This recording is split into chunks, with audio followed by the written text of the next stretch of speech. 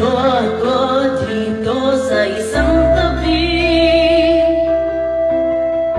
kasama ang pusong humihigpit. Iniwan mo akong sawi, bakit hapdi ang iyong sukli?